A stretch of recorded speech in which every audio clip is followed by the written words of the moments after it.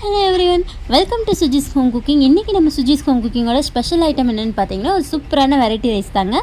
Carrot தேங்காய் பால் சாதம். இது எப்படி செய்யுதுன்னு பார்க்கலாமா? இது எப்படி செய்யுதுன்னு பார்க்குறதுக்கு முன்னாடி நம்ம சேனலில் புதுசாக பார்க்குறவங்களும் சரி, இது வரைக்கும் சப்ஸ்கிரைப் பண்ணாதவங்களும் சரி, கண்டிப்பாக சேனலை சப்ஸ்கிரைப் பண்ணிக்கோங்க.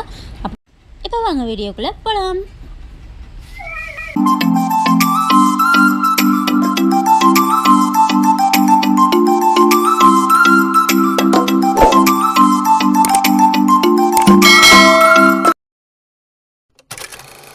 இன்றைக்கி நான் வந்து பார்த்திங்கன்னா நம்ம வீட்டிலலாம் சாப்பாடாக்க வச்சுருக்கேன். இந்த நார்மல் ரைஸ் தான் யூஸ் பண்ணியிருக்கேன்.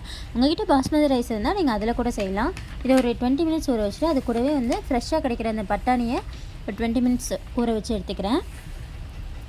இப்போ ஒரு ப்ரெஷர் குக்கர் எடுத்துக்கலாம். இப்போ அந்த ப்ரெஷர் குக்கர் நல்லா ஹீட் பண்ணிட்டு ஒரு 2 டேபிள் ஸ்பூன் அளவுக்கு ஃபஸ்ட்டு நெய் விட்டுக்கலாம்.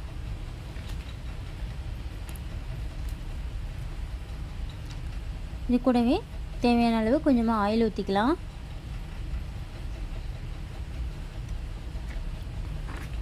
இப்போ இந்த ஆயிலும் நெய்யும் நல்லா ஹீட்டாகி வரும்போது இது கூட ஸ்பைசஸ் ஆட் பண்ணிக்கலாம். இதில் 2 பிரியாணியில் 1 ஸ்பூன் சோம்பு, 3 கிராம்பு அண்ட் 2 ஏலக்காய், 2 பட்டை, இது எல்லாத்தையும் சேர்த்து நல்லா எண்ணெயில் பொரிய விட்டுருங்க.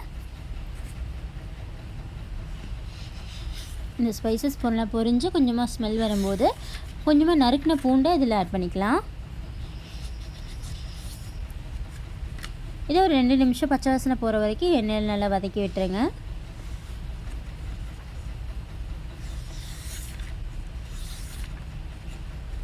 இப்போ இது கூடவே காரத்துக்கு ஏற்ற மாதிரி ஒரு 4லேருந்து 5 மிளகா ஆட் பண்ணிக்கோங்க. நான் இன்றைக்கி 4 மிளகா ஆட் பண்ணியிருக்கேன். அது பெருசாக இருக்கனால நான் 4 ஆட் பண்ணியிருக்கேன். உங்கள்கிட்ட சின்னதாக இருந்தால் நீங்கள் 5-6 கூட ஆட் பண்ணிக்கலாம். ஏன்னா காரத்துக்கு நம்ம இது தான் ஆட் பண்ண போகிறோம். இது கூடவே 3 ஸ்லைஸாக கட் பண்ண வெங்காயத்தை ஆட் பண்ணிக்கிறேன்.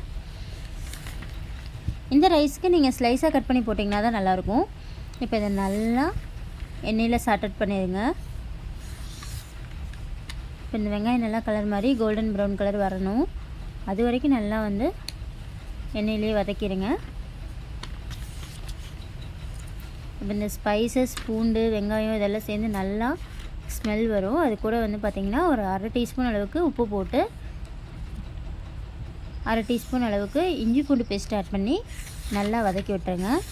இதை நல்லா எண்ணெயிலேயே 2 நிமிஷம் வதக்கி பச்சை வாசனை போனதுக்கப்புறம் ஒரு கைப்பிடி அளவு புதினா, ஒரு கைப்பிடி அளவு மல்லித்தலை. ரொம்ப ஆட் பண்ணக்கூடாதுங்க, அளவாக தான் ஆட் பண்ணணும்.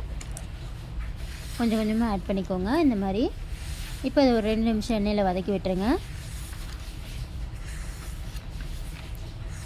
இந்த புதினா, மின்ட்டு, அப்புறம் இந்த கொத்தமல்லி இந்த ஃப்ளேவரில் உள்ள இறங்கினதுக்கப்புறம்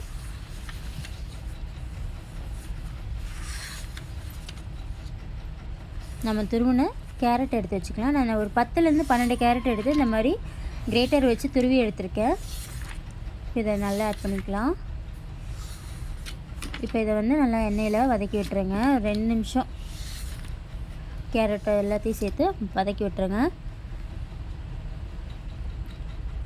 இந்த கேரட் ஒரு 2 நிமிஷம் எண்ணெயில் வதக்கினதுக்கப்புறம் நம்ம ஊற வச்சு வச்சுருக்க பட்டாணியை நல்லா கழுவிட்டு இதில் ஆட் பண்ணிக்கலாம்.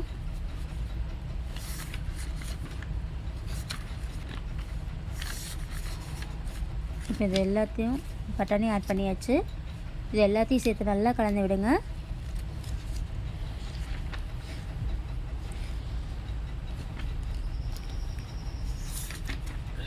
இப்போ ஒரு 2 நிமிஷம் நல்லா எண்ணெயில் வதக்கி கலந்து விட்டதுக்கப்புறம் இதில் வந்து ஒரு 1/4 டீஸ்பூன் அளவுக்கு மஞ்சத்தூள், ஒரு 1/2 டீஸ்பூன் அளவுக்கு மிளகாத்தூள், இது 2 மட்டும் தான் ஆட் பண்ணிக்கிறோம்.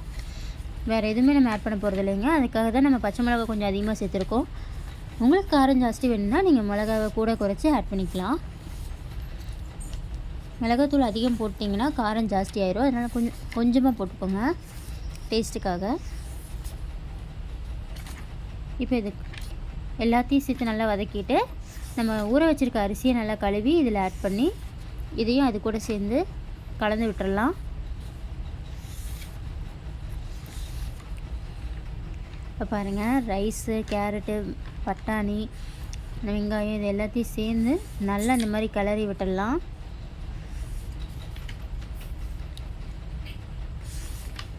இப்போ இது எல்லாத்தையும் நல்லா கலந்து விட்டாச்சு. இப்போ நான் இதில் தண்ணிக்கு பதிலாக தேங்காய் பால் ஃபுல்லாக ஆட் பண்ணிக்கிறேன். நான் ஒரு 1/2 மூடி அளவுக்கு தேங்காவை துருவி அதில் தண்ணி ஆட் பண்ணி 1க்கு 1.5க்கு 3 கப் அளவுக்கு தேங்காய் பால் எடுத்திருக்கேன். நான் 1.5 டம்ளர் அரிசி எடுத்திருக்கேன். அதுக்கேற்ற மாதிரி 3 டம்ளர் தண்ணி ஊற்றிருக்கேன். 1க்கு 2ங்கிற கணக்கில் இதில் நம்ம தேங்காய் பால் ஆட் பண்ணிக்கலாம். இப்போ இது எல்லாத்தையும் சேர்ந்து நல்லா கலந்து விட்டுட்டு இந்த ஸ்டேஜில் நீங்கள் உப்பு செக் பண்ணிவிட்டு இதை மூடி போட்டு ஒரு 3 விசில் வர வரைக்கும் வேக விட்டுருங்க. அவ்வளோதான். இப்போ மூடி வச்சாச்சு. ஒரு 3 விசில் விட்டாச்சு. இப்போ ப்ரெஷர்லாம் போய் சூப்பரான கேரட் தேங்காய் பால் சாப்பாடு அருமையாக ரெடி ஆயிடுச்சு.